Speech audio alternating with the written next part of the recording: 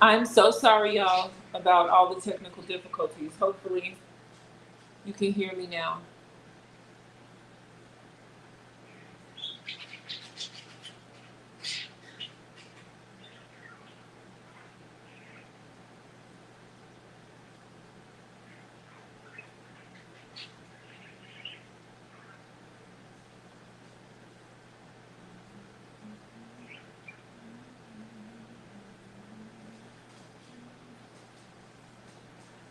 Okay, great, Luna. You can hear me. I think you are the only person on this broadcast. Okay, here's some more people coming. Okay. I'm so sorry, you guys. I think that when I started the second broadcast, I did not enable the mic, so forgive me. Um, I'm going to try to, well, not try, I'm going to have um, my designers string these two lives together. The first one where I was starting, and then this one. And so the replay will hopefully make sense for y'all if you are just joining me, or for people who got disconnected and weren't able to reconnect for whatever reason. So I was talking about the tropes of, the money hungry spiritualist, the money hungry, preacher, the traveling preacher who does the pop-up revivals and all that kind of thing. Um, you know, the snake oil salesman also is a trope that we deal with a lot of times in spirituality that we're familiar with. But what isn't fair is that, y'all, I'm sorry, I'm really trying to connect my train of thought. Okay, I was talking about other professionals, right? So you pay your dentist, you pay your doctor, you pay the man who cuts your yard. Um, so it's understood that in those instances there must be an exchange for energy, right? But for some reason, when we're talking about people who are doing spiritual work, when we're talking about people who are doing readings, people who are offering prophecy, people who are offering healing of whatever kind, there's this desire for them to work for free. I mean, and people are not ashamed to make it known that they think that you should work for free. I see it all the time in our Facebook groups and on our different socials where people are saying, well, if this message comes from God, then why are you charging for it? Well, again, all things come from God. And so if we know that to be true, then it's ridiculous for us to expect one type of service to be free and another to not be free. I will tell you that there will be times where spirit won't allow you to take monetary compensation. You'll just feel like, no, I don't need to charge for that. Or maybe this person is able to pay for this and not that, but I'm going to give them everything that they need. But that's at the discretion of the professional, the priest or priestess, and that is at the discretion of spirit who moves through us, right? Um, if you don't expect your doctor to work for free, you should not expect your spiritual physician to work for free, right? You shouldn't expect, um, Buddha said expectations are the cause of trouble, basically. So you shouldn't have any expectations anyway, but you damn sure shouldn't expect anybody to be out here working for free because you don't expect it in any other vein or professional space. Um, so that's kind of my stance on that. Now, again, me being a priest of priests and my interest being priest training, when I'm training priests to set their prices and teaching them how to charge and how to monetize their gifts, That is a very complicated, sophisticated undertaking. It involves prayer, it involves divination, it involves trial and error. Um, just because I charge $200 for a reading doesn't mean that you can do that, that you should do that. And I didn't start off with my first deck of playing cards, because y'all know I read with playing cards, not tarot. I didn't start off with my first deck of playing cards charging, $200 for a reading. I did readings for free. Plenty and plenty of readings I did for free. I did readings for trade, you know what I mean? Like if I was getting my hair done or, something where that was applicable, I traded a lot in the beginning. I did readings again, for free. And then when I began to charge, I certainly didn't charge what I was worth. But that whole idea of worth is a little bit tricky too, because sometimes people can have an overinflated um, idea of what they are worth or what their services are worth. But what I find more often, to be honest, is that people undervalue their services. And so I can't teach you how to price right here on this live, especially because I'm not talking directly and only to my students here. But I will say, for those who are interested, consider the amount of time that it takes to perform a particular service, whether that be a reading or the making of some potion, lotion, or cream. How long does it take you to do that? Are there raw materials that are needed for that? And how much do they cost? And not only how much do they cost, but what's the cost of acquiring them? Do you have to go to 3 or 4 botanicas to get what you need to make this potion, lotion, or cream?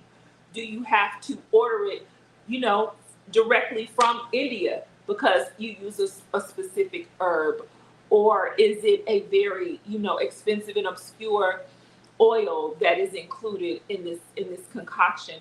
You have to calculate the cost of acquiring the supplies, and also the cost of your time, and actually the actual cost of the materials. And you put all that together, and then you must think about the problem that it's going to solve. Is it a small problem like, a rash from a mosquito bite or an allergic reaction? Or are you trying to heal the wound? Okay, for example, which those, are connected to physical ailments. But if it's something spiritual, is it, a spray for self-love to remind people to be gentle with themselves, right? Or is it, I'm making this up as we speak, but a distraction oil, right? That someone is gonna, I don't know, rub on their hands before they go into a situation where they need to get something past someone, I don't know, for example. So depending on what the need is, the intention of the product, if you're trying to offer protection and keep someone from ever setting foot on a property again, that is a little bit more weighty than, a general good luck charm that you want to carry, in your purse, or a bead that you might want to string on your braids to give you an extra edge. You know what I mean? So you have to think about all of those things, the weight of what is being addressed by the work as well. And is the work custom? That's very important too. Am I creating this just for you? Or is this something that can live in my medicine cabinet and I pull it out whenever the need arises, which may be, only 2 or 3 times a year, or maybe more often than that, So those are the things that need to be considered when you are considering your pricing, and also when you are evaluating the price of a spiritual um, professional that's helping you. Does anybody have any questions? Because I think I have said what I wanted to say about that. I think that spiritualists deserve to be paid for the work that they do. Um, we've been well trained to pay the pastor and pay the church and give them 10%. I've even heard of churches where folks have to turn in their W-2s so that the church can confirm that they are actually paying 10%, which that's wild to me.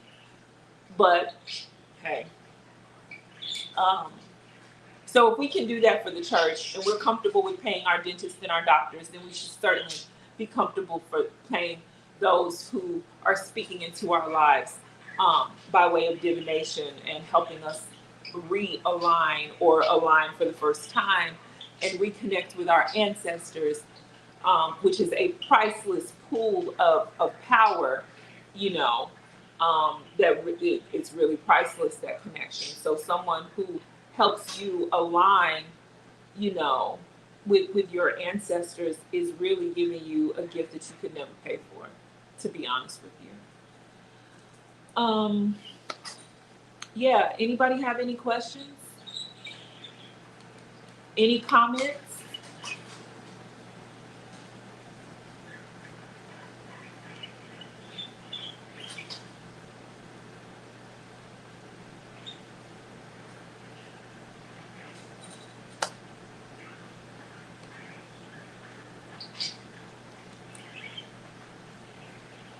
Y'all are gonna make this painful. It's an Ask Me Anything, so I did not want to just come on here and talk. As you know, we have O'Shea on Sunday, so I'll be giving a sermon then. So the point of today was not for me to give a sermon or talk. It was to answer any questions that you might have. Y'all don't have any questions, comments. I'm not going to say on here. I'm just being honest.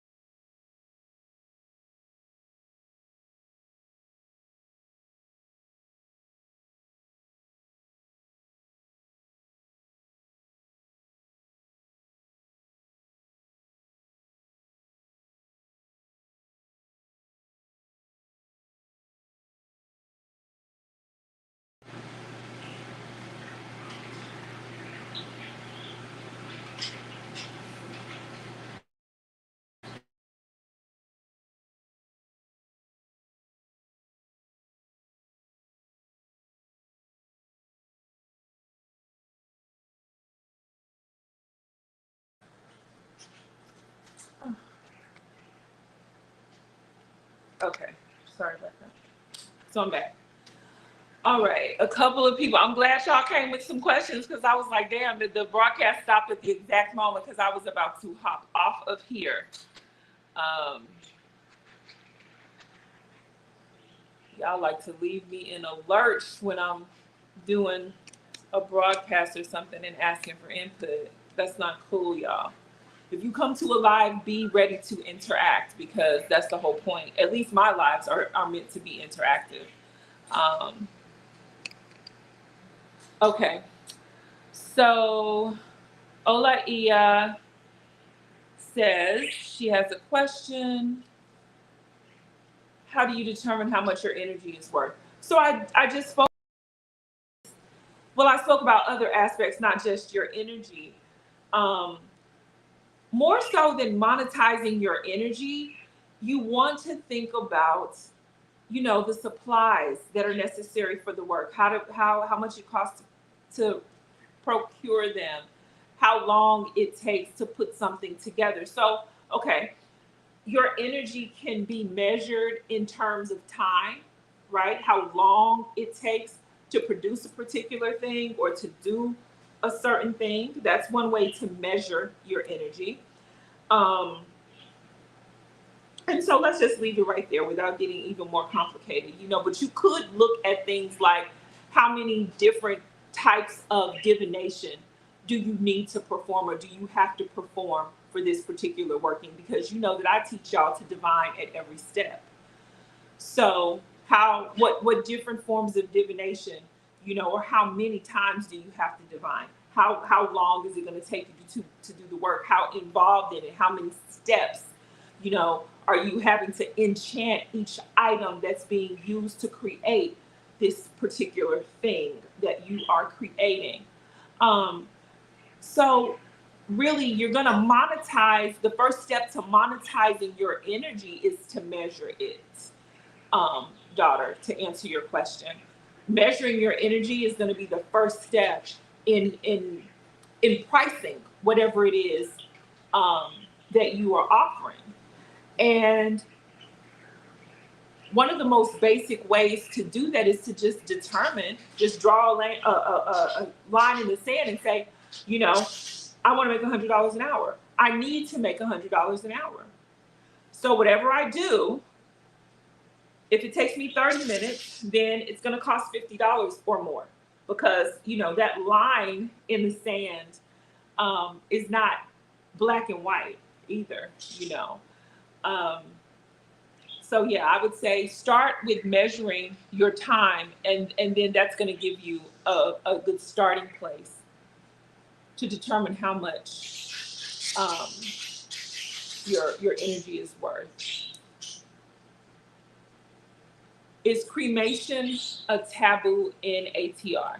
So that's just a tiny bit off topic, and the answer to that is I can't answer that because it depends on which spiritual tradition you're talking about. I mean, Africa's a continent, and on that continent, there are many, many different spiritual traditions.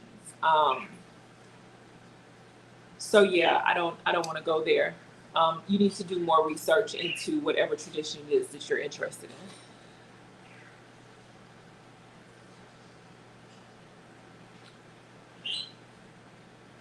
Anybody else have any questions about our topic today, which is earning money in spirituality?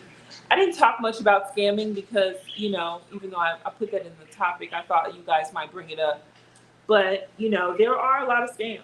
There are a lot of scammers out there. If you guys are watching here, please be careful. Don't ever book a reading or send money to me through any manner other than my website. I will never have you cash at me. I will never book with you through Messenger, or, I've had people actually pay for readings with me and do money transfers and all kinds of crazy stuff.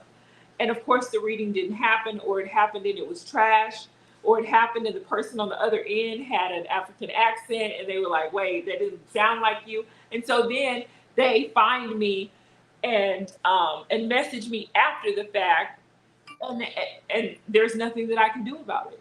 You need to be very careful, which I guess is a point that I can speak on. But y'all, I'm about to get off of here. So if you have questions, please drop them. If not, I'm going to wrap it up with this statement. So there's an aspect of due diligence that you have to have to avoid getting scammed. And if you are someone who's worried about your money, and you may have feelings about people earning money in the spiritual space, you can make sure that you're not being scammed by doing your research. Who is this person? What is their lineage or background? What qualifies them to do what they've done? Are there testimonials? Do they have a professional website? Do you know people that they have worked with who have had good results? Is their imagery original? And you can tell if all their photos are stock photos or stolen from other places, on the interwebs. That's a sign. All of my photos are original, and I have gone through great lengths, traveled to 5 continents, to acquire um, some of the imagery that I have. And so, yeah, I tend to get pissed off when people, steal my pictures. But that's neither here nor there because what's for me is mine. And I guess what I'll lead into before I close is poverty is a terrible thing. And poverty is a spirit that can intoxicate,